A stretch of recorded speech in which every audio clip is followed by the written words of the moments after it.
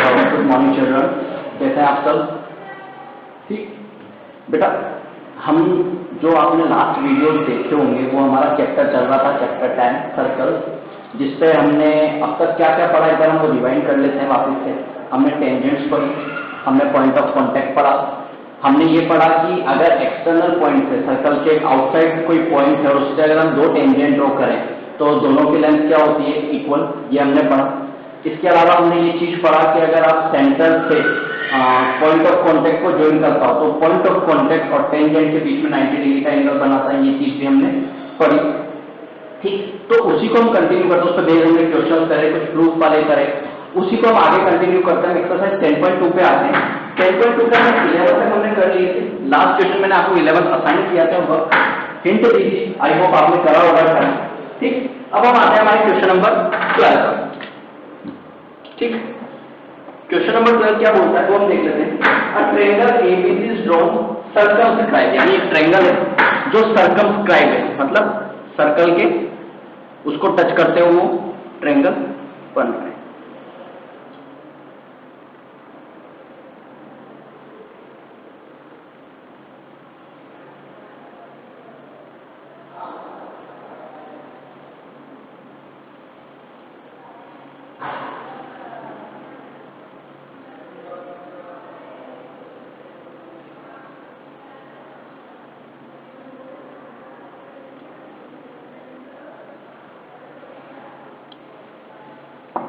ठीक, ये आपका ट्रायंगल है सर्कमस्क्राइब, और ये ट्रायंगल क्या है आपका, A B C, A B और ये सी। एक सेंटर ओ से ये परपेंडिकुलर हो रहा है डी, ठीक है। सी डी के बीच की डिस्टेंस उसने दे रखी है 6 सेंटीमीटर और डी बी की दे रखी है उसने 8 सेंटीमीटर, ठीक है, ये उसने दिया हुआ है। यस, अब क्या बोला, a triangle ABC is drawn to circumscribe a circle of radius 4 centimetre. It means ये डिस्टेंस कितनी दे रखी है उसने, रेडियस मतलब ओडी, ये कितनी दे रखी है उसने 4 centimetre. Okay, that the segment BD and DC into which BC is divided by the point of contact D, जो BC है उसको D क्या करता है, डिवाइड करता है, divided by the point of contact D, R of length 8 centimetre 6 centimetre, एक 8 centimetre एक 6 सेंटीमीटर रेस्पेक्टिवली। फिगर देना, find the side of AB and AC, यानी आपको AB और AC की साइड क्या करनी है, आपको फाइंड करनी है। ठीक है, अब देखो ये D हो गया, इसको मान लो E पॉइंट और इसको मान लो F पॉइंट, यानी अगर हम देखें तो ये DE और DF ये भी क्या है, रेडियस है। क्लियर है? यहाँ तक क्या क्या दिया उसने हमें, कि हमें CD की वैल्यू उसने दी 6 सेंटीमीटर और BC की वैल्यू हमें दी उसने कितनी, सॉरी CD की वैल्यू 6 एंड DB की वैल्यू उसने कितनी दी हमें 8 सेंटीमीटर। ठीक, DE और F क्या है आपका पॉइंट ऑफ कांटेक्ट, और हमारे पास OD equals to OE equals to OF, तीनों की तीनों क्या है, रेडियस, इसलिए कितना हो जाएगा 4 सेंटीमीटर। कोई दिक्कत यहाँ तक? अब देखते हैं, अब देखो हमने कहा था कि आपके अगर एक्सटर्नल पॉइंट से दो टेंजेंट ड्रॉ करें, एक्सटर्नल पॉइंट से दो टेंजेंट, ये देखो हम अगर इस पॉइंट सी को एक्सटर्नल माने तो दो टेंजेंट क्या हो गए, CD और CF, दोनों टेंजेंट होती क्या है, equal. It mean CD equals to CF equals to 6 centimetre. Same अगर B को मैं एक्सटर्नल पॉइंट मानूं, कि B मेरा क्या है, एक एक्सटर्नल पॉइंट है, तो BE और BD ये भी क्या हो गई, दो टेंजेंट, तो दोनों क्या होंगी, इक्वल, यानी BD equals to BE equals to 8 centimetre. अब मैं यहां मान लेता हूं let AF equals to X, let AF equals to X centimetre, यानी AF इक्वल्स टू AE कितना हो गया, X centimetre. It means CF कितना हो गया आपके पास 6 सेंटीमीटर, BE कितना हो गया आपके पास 8 सेंटीमीटर, AE कितना हो गया आपके पास x सेंटीमीटर और AS कितना हो गया आपके पास x सेंटीमीटर। कोई दिक्कत इसमें? क्लियर है चीज? यानी ये टोटल कितनी हो गई? BC की वैल्यू 14 सेंटीमीटर। सेम AE कितना हो जाएगा? AE हो गया x प्लस 8 सेंटीमीटर और AC कितना हो जाएगा? AC हो गया आपके पास x प्लस 6 सेंटीमीटर। कोई दिक्कत? अब उसमें क्या था, आपको साइड ए भी फाइंड करनी है। अगर मैं देखूं तो मुझे इस ट्रायंगल का 3 साइड मिल गई, तो ट्रायंगल की 3 साइड मिल जाए तो उससे एरिया निकाल सकता हूं मैं। ठीक, यानी मैं क्या करूंगा, अब मैं निकालूंगा एरिया ऑफ ट्रायंगल AB और C, यानी इस पूरे ट्रायंगल का क्या निकाल दूंगा? एरिया निकाल दूंगा। अब निकालो एरिया ऑफ ट्रायंगल ABC। अगर ट्रायंगल की 3 साइड दी हुई हो, ट्रायंगल की 3 साइड दी हुई हो और आपको एरिया फाइंड करने को बोला है, तो 9th स्टैंडर्ड में आप हेरोस पढ़ के आए हो, हेरोस अप्लाई करो। हेरोस अप्लाई करने के लिए क्या करना है? S equals to A plus B plus C by 2। It mean A की वैल्यू कितनी हो गई? 14, B कितना हो गया? x प्लस 8 और C कितना हो गया? x plus 6 divide by 2। 14 plus 8 कितना हो गया? 14 प्लस 8 22 और 22 plus 6 28 plus 2x divide by 2 और 2 कॉमन निकालोगे तो 14 plus x divide by 2। Clear? यहां तक 7 सेंटीमीटर क्या आ गया? 14 प्लस x।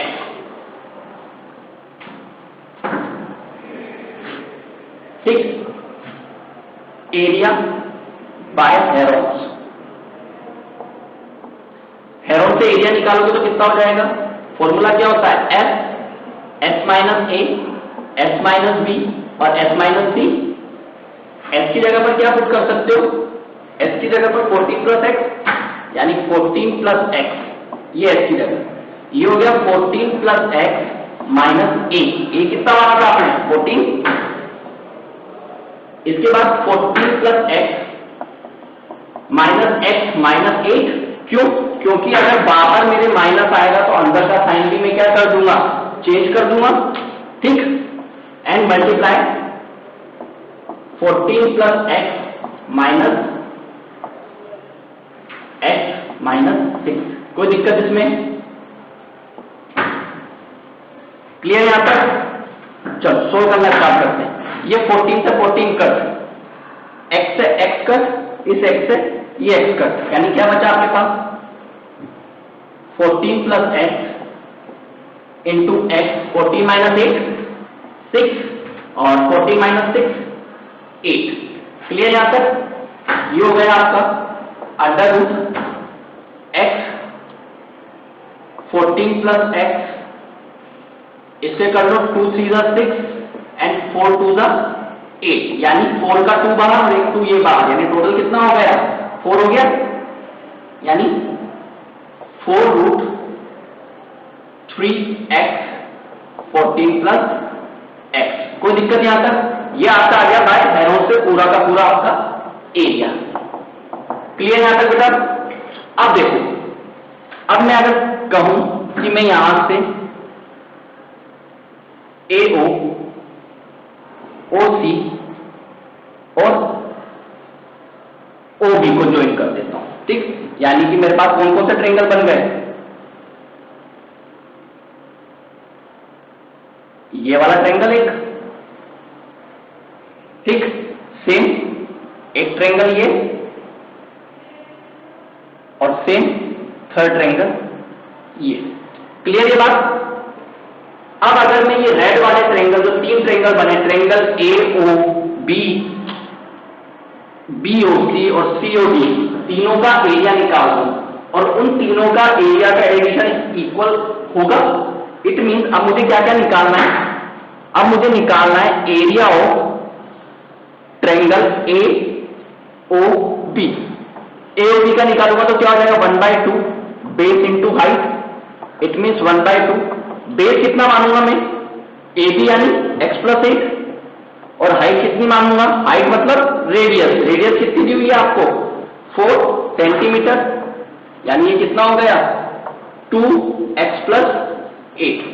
सेम मैं निकालूंगा एरिया ऑफ ट्रायंगल BOC, यानी 1/2 बेस इंटू हाइट, 1/2 बेस कितना दिया हुआ है इसका BOC में 14, और हाइट कितनी दी हुई है 4, ये कितना हो गया 28 सेंटीमीटर स्क्वायर। इसी तरीके से मैं निकालूंगा एरिया ऑफ ट्रायंगल AOC, ये कितना हो गया 1/2 बेस इंटू हाइट, ठीक, यानी कि 1/2 बेस कितना हो गया मेरे पास x प्लस 6 और हाइट कितनी हो गई 4, ये 4, यानी 2x प्लस 6 सेंटीमीटर स्क्वायर। अब देखो एरिया ऑफ AOB यानी AOB plus area of BOC plus area of BOC plus area of AOC plus area of AOC, यानी अगर मैं इन तीनों ट्रायंगल के एरिया को प्लस कर दूं, यानी कि 3 ट्रायंगल जो मेरे बने हुए हैं रेड वाले, कौन कौन थे, एक तो ये वाला, एक ये वाला और एक ये वाला, ये 3 ट्रायंगल का एरिया में प्लस कर दूं तो ये मेरे पूरे कंप्लीट एरिया के इक्वल आ जाएगा, ठीक। तो कंडीशन लगा दो, कौन सी, area of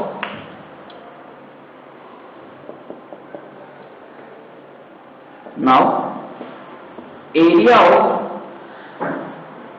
triangle AOB plus area of triangle BOC plus area of triangle COA equal to कितना हो जाएगा, एरिया ऑफ ट्रायंगल AB, ठीक है।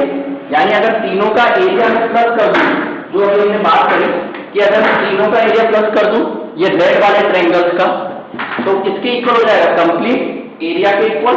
पुट करो वैल्यू, एरिया ऑफ AOB आपने क्या निकाला था 2x plus 8, area of BOC आपने क्या निकाला था 28, और एरिया ऑफ COA क्या निकाला था आपने 2x प्लस 6, और एरिया ऑफ ABC क्या निकला था आपका 4 3x, यानी 4 under root 3x 14 plus x।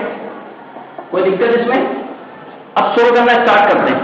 देखो बेटा सब में से 2 कॉमन आ रहा है, ठीक, या ओपन कर दो पहले, ये हो जाएगा 2x plus 16 plus 28 plus 2x plus 12 equal to 4 under root 3x 14 plus x। यानी मैंने क्या करा नेक्स्ट स्टेप में ये 2 अंदर मल्टीप्लाई कर, यानी ब्रैकेट को मैंने क्या कर दिया ओपन कर दिया, 2x 4x।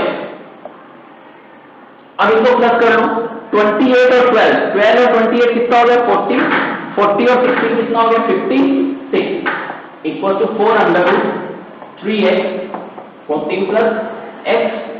कोई दिक्कत इसमें से 4 कॉमन ले लेता हूं, तो क्या बचा x plus 14 equal to 4 under root 3x 14 plus x। इस 4 से ये 4 कट।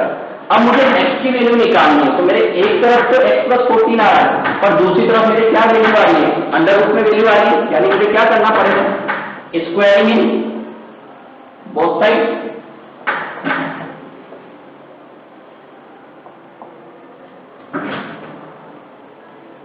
दोनों तरफ क्या करना पड़ेगा स्क्वायरिंग करना पड़ेगा। तो ये क्या बन गया x प्लस 14 का स्क्वायर, और अगर मैं रूट का स्क्वायर करता हूं जैसे कि अपन ने पहले भी बात करी थी 8th में 9th में कि अगर मुझे √2 को √2 से मल्टीप्लाई करना है तो मैं क्या करता हूं डायरेक्ट रूट हटा देता हूं, यानी अगर मुझे इसका स्क्वायर करना है तो यहां क्या बचेगा 3x और 14 प्लस x डायरेक्ट रूट हटा सकता हूं मैं, ताकि एक 14 प्लस x से एक 14 प्लस x फिनिश।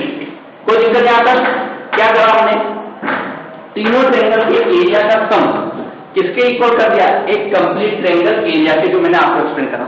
इसके बाद आपका ब्रैकेट ओपन कर दिया, ब्रैकेट ओपन करने के बाद यहां पर ये स्टेप में मेरे 4 कॉमन आ रहा था, मैंने उसको क्या करा 4 को भी कॉमन निकाल लिया ताकि x प्लस 14 बचा, 4 से 4।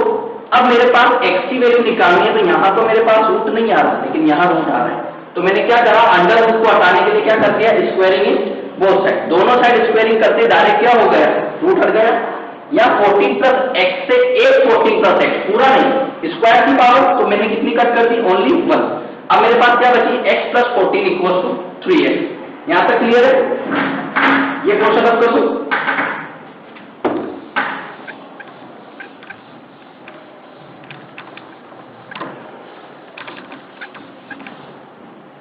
ठीक, इसके बाद बेटा यहां पर आ जाते कि हमारे पास क्या बचा।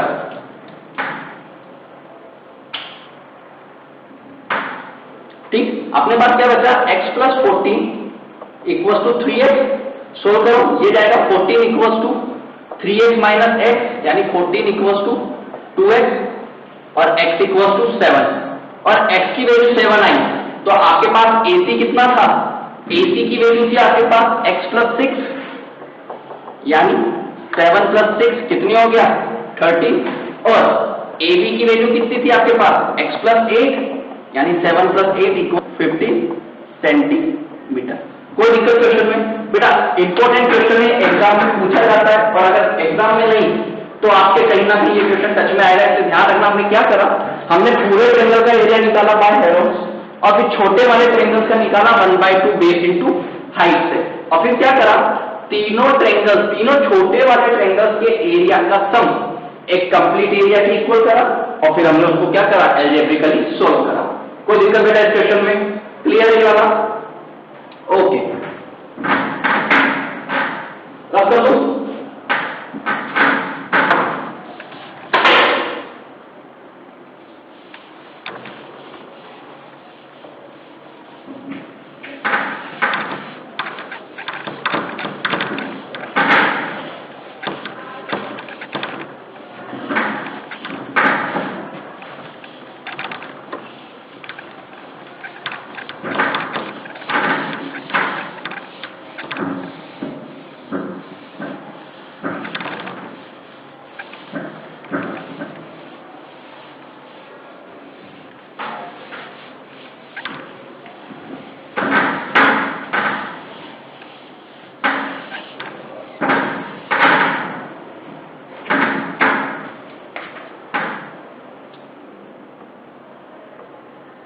बेटा 13 क्वेश्चन होने में काफी बड़ा क्वेश्चन है, बट इस पे जो बेस्ट क्वेश्चन बनते हैं वो MCQ तक के भी बनते हैं, यानी आप चाहोगे तो ये जो क्वेश्चन है वो सेक्शन ए से लेकर सेक्शन डी तक में कहीं भी पूछा जा सकता है। ठीक, क्या दिया हुआ है, prove that the opposite side of a quadrilateral circumscribe. Circumscribe का मतलब आपको पहले एक सर्कल बनाना पड़ेगा, और सर्कल पे एक क्वाड्रिलेटरल बनाना है जो टेंजेंट बने।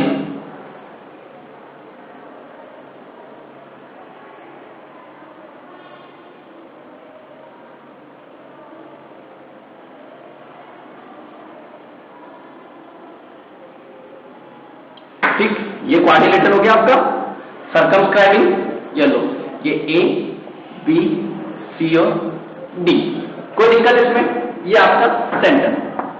उसने क्या कहा, prove that the opposite side of a quadrilateral circumscribe a circle subtend supplementary angle at the centre of the circle, यानी अपोजिट साइड से सेंटर पे बनने वाला, यानी ये अपोजिट साइड। ठीक, और ये बेटा ये ध्यान रखना कि ये डायगोनल्स नहीं है। बेटा दोबारा मैं बना देता हूं, ये ध्यान रखना ये डायगोनल्स नहीं है। इधर ले लेते हैं अपन,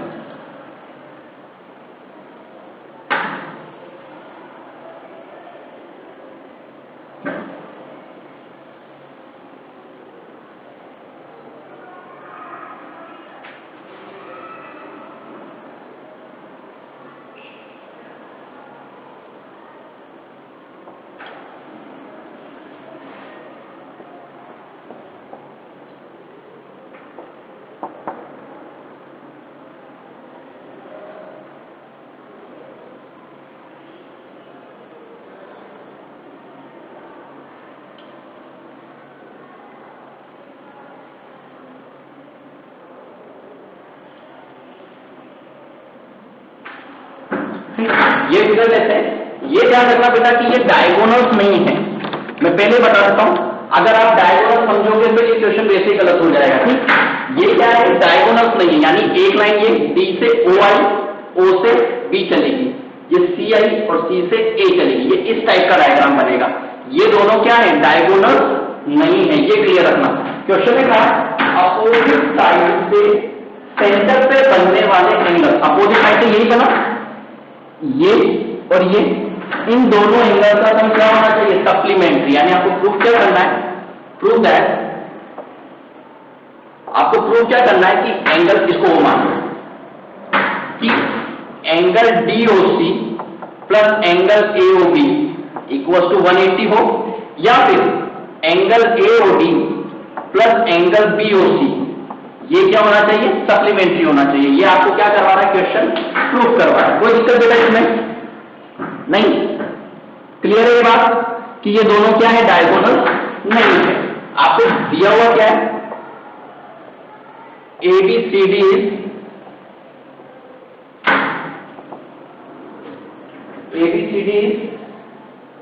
quadrilateral।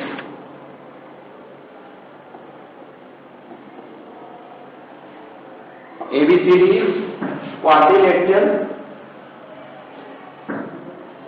ठीक है, ये आपको दिया हुआ है।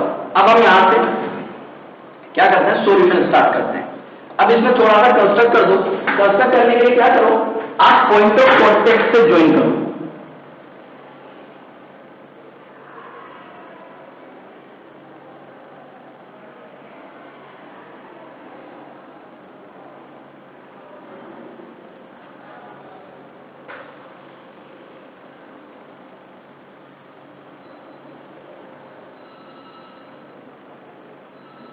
ठीक, अब क्या करो? सेंटर को पॉइंट ऑफ कांटेक्ट से ज्वाइन कर दो। अब पॉइंट ऑफ कांटेक्ट से ज्वाइन करते हैं तो कितने डिग्री का एंगल बनता है?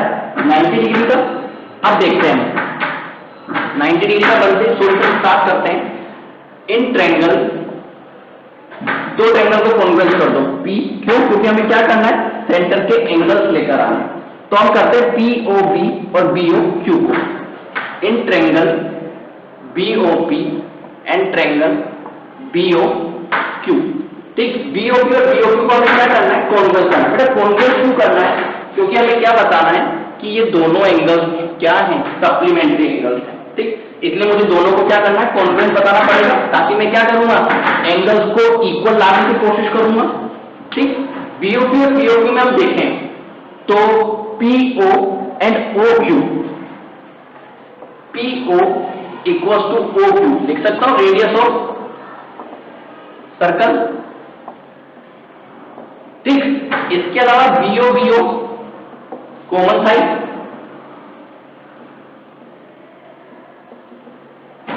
इसके अलावा BP इक्वल टू BQ लिख सकता हूं, BP equal to PQ, tangent R equal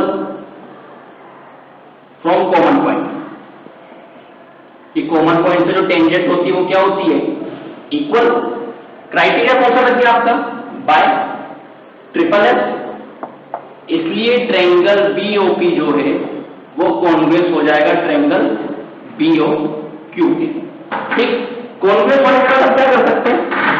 इसको एंगल 1 नाम दे दूं और इसको एंगल 2, यानी मैं कह सकता हूं angle 1 equal to angle 2 by CPCT, क्योंकि अगर दो ट्रायंगल कॉन्ग्रुएंस हो तो उसके कॉरेस्पॉन्डिंग पार्ट भी क्या होते हैं? Equal.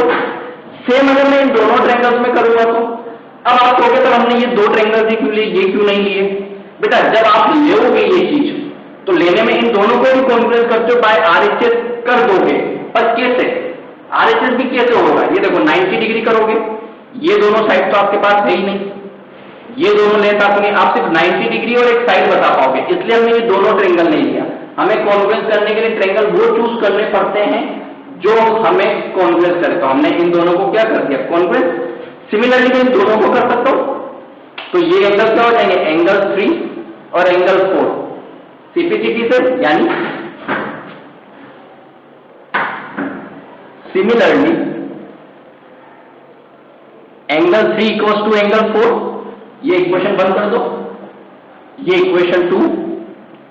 Similarly angle 5 equal to angle 6,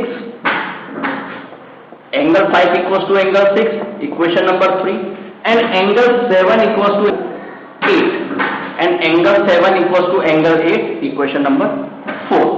यहां तक क्लियर है कि आपने क्या कर दिया? हर बार दो ट्रायंगल्स को कॉन्ग्रुएंस करके आप CPCT से एंगल, जैसे पहले मैंने BOP और QOB को कॉन्ग्रुएंस करा तो ये दोनों CPCT से, फिर इन दोनों ट्रायंगल्स को लूंगा तो 3 और 4 सीपीसीटी से, फिर मैं इन दोनों को कॉम्प्रेस करूंगा तो 5 और 6 सीपीसीटी से, देन सिमिलरली 7 8। तो मैंने क्या करा, एक पार्ट दिखना के बाद सिमिलरली मैंने सारे एंगल क्या कर दिए, इक्वल प्रूव कर दिए। कोई दिक्कत यहां तक नहीं? यस। अब क्या करूं, एडिंग इक्वेशन 1 2 3 एंड 4, चारों इक्वेशन को क्या कर दो, एड कर दो, यानी एंगल 1 प्लस एंगल 2 या 2 plus angle 3 plus angle 4 plus angle 5 plus angle 6 plus angle 8 equals to 360 degree complete angle. ठीक, कंप्लीट एंगल है। क्यों करा मैंने ये, मुझे इसको करना इसलिए पड़ा क्योंकि मुझे अब एंगल प्रूफ करने। तो अगर मैं चारों को ऐड करता तो ये तो इक्वल हो जाता कि 1 इसलिए इक्वल है, वर्टिकली अपोजिट बन जाता, लेकिन मुझे वर्टिकली अपोजिट नहीं करना, इसलिए मैंने ऐड नहीं करा। मैंने क्या बताया कि मेरे सारे एंगल्स का सम कितना हो गया, 360। अब देखो आपको प्रूफ क्या क्या करना है वो देखते हैं। ठीक, आपको डीओसी लाना है। डीओसी का मतलब है आपका 4 और 5 वैसा का वैसा ही रहना चाहिए, यानी 4 और 5 को आपको कोई चेंज नहीं करना है, यानी एंगल 4 और एंगल 5 ऐसा ठीक। और इधर देखा जाए तो एओबी लेना पड़ेगा। एओबी का मतलब एंगल 1 और एंगल 8 भी नो चेंज, एंगल 1 और एंगल 8 भी क्या है मेरा, नो चेंज होना चाहिए। क्लियर? अब देखो, अब मुझे ये वैल्यू रिप्लेस करनी है, क्योंकि मुझे जो प्रूफ करना है वो मुझे क्या प्रूफ करना है कि मेरे पास कितना होना चाहिए, 180। तो 180 कब होगा, तो मुझे इसमें 2 का डिवाइड करना पड़ेगा। अब देखो एंगल 2 इक्वल्स टू एंगल 1, तो मैं एंगल 2 की जगह क्या रिप्लेस कर दूंगा, एंगल 1। ठीक, एंगल 3 इक्वल्स टू एंगल 4, तो मैं 4 की 3 की जगह क्या पुट कर दूंगा, angle 4। Angle 6 equals to angle 5, तो एंगल 5। ठीक है, यहां एक एंगल 7 मिल जाए, angle 7 plus angle 8 equals to 360। और ये एंगल 8 है, और 7 और 8 भी क्या करा है आपने, इक्वल करा है, तो मैं यहां क्या लिख दूंगा, एंगल 7। कोई दिक्कत इसमें, सॉरी एंगल 8, कोई दिक्कत इसमें? क्या करा मैंने, मुझे जो प्रूव करना था वो मुझे देखना था। अगर मैं ये वाली चीज प्रूव कर रहा हूं, मैं ये वाली चीज प्रूव कर रहा हूं, तो मेरे को उसके अकॉर्डिंग ही क्या करना पड़ा, चेंज करना पड़ा। आप ये करो तो आपको दूसरे अकॉर्डिंग चेंज करना पड़ेगा। अब देखो angle 1 plus angle 1, 2 angle 1, angle 4 plus angle 4, 2 angle 4, 2 angle 5 और 2 एंगल 8 इक्वल्स टू 360। सब में से तुम कॉमन निकाल लो, तो angle 1 plus angle 4 plus angle 5 plus angle 8 equals to 360। और ये 2 360 के नीचे जाएगा तो 360/2 180। ठीक, अब देखो angle 1 plus angle 4, angle 1 plus angle 8, angle 1 plus angle 8 क्या हो जाएगा, एंगल 1 प्लस एंगल 8 को क्या बोल सकता हूं, एओबी, यानी एंगल एओबी। और एंगल 4 और एंगल 5 को क्या बोल सकता हूं, 4 और 5 को क्या बोल सकता हूं, angle DOC, angle DOC equal to कितना हो गया, 180। यही आपको क्या करना था, प्रूफ करना। कोई दिक्कत बेटा इस क्वेश्चन में? क्या करा इस क्वेश्चन में हमने, सबसे पहले कॉन्वेंस करके जो मैं आपको रिवाइज करा चुका कि सबसे पहले 2-2 ट्रायंगल्स करके सीपी से हमें क्या कर लेना है, एंगल्स को इक्वल कर लेना है। फिर हमने क्या करा, इन सारे एंगल्स का सम, क्योंकि एक कंप्लीट एंगल कितना बनाता है पूरा का पूरा 360। उसके बाद हमने वैल्यू किस तरीके से चेंज करी वो मैं आपको बताता हूं। मुझे क्या चाहिए, मैंने ये वाला प्रूफ कर रहा था, डीओसी और एओबी। एओबी में मेरे को कहना चाहिए 1 और 8, मुझे 1 और 8 क्या करना है, बचाना है, यानी मैं 1 और 8 को चेंज नहीं करूंगा। और डीओसी में मुझे क्या चाहिए, 4 और 5, यानी मैं क्या कर रहा था, 1 और 8 और 4 5 इनको मुझे सेफ रखना था, बाकी 3 2 7 6 को मैंने क्या करा, इससे चेंज कर दिया, तो मेरा ये प्रूफ हुआ। अगर सपोज आप ये करो एओडी और बीओसी, तो एओडी में आपको क्या बचाना है, 6 और 7, और बीओसी में आपको क्या बचाना है, 2 और 3, तो बाकी के एंगल सेम प्रोसेस और दोनों एंगल चेंज हो जाएंगे। कोई डाउट बेटा इसमें नहीं? तो ये क्वेश्चन है बेटा 3 मार्क्स 2 मार्क्स 4 मार्क्स में राइट अब मैं बताता हूं इसमें ऑब्जेक्टिव कैसे आता है। फॉर एग्जाम्पल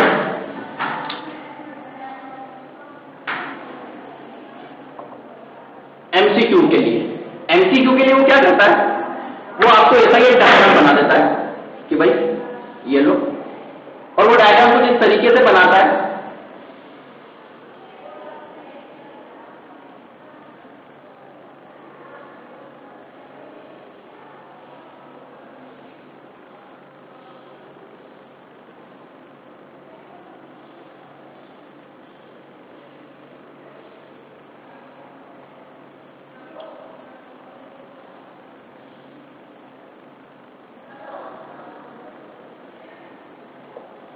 वो इस तरीके से आपका क्या कर देता है, डायग्राम को कंस्ट्रक्ट कर देता है।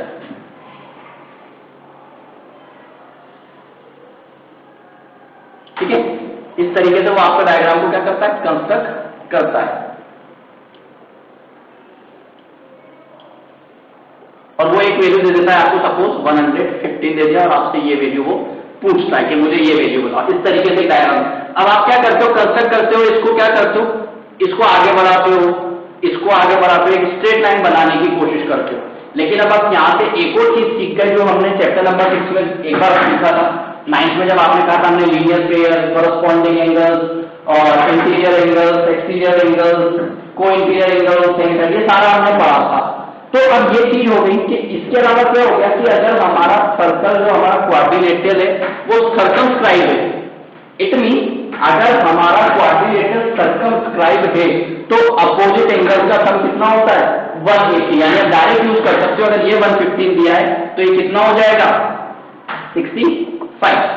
ये वाला एंगल कितना हो जाएगा, 65। किस रीजन से कि अगर हमारा क्वाड्रिलेटरल सर्कमस्क्राइब है, सर्कमस्क्राइब का मतलब सर्कल को चारों तरफ से क्वाड्रिलेटरल ने कवर कर रहा है, इतना सर्कमस्क्राइब। अगर हमारा शेप सर्कमस्क्राइब है, क्वाड्रिलेटरल सर्कमस्क्राइब है, तो अपोजिट एंगल का सम कितना होता है, 180 होता है। तो बेटा कोई डाउट इसमें, तो ये क्या होता है, एमसीक्यू में इस टाइप का क्वेश्चन भी वो आपसे पूछ लेता है। ठीक है बेटा, इस चैप्टर को हमारा फिनिश हो गया है। इसमें देखना क्वेश्चन को एक बार बिना देखे करने का ट्राई करना। Thank you.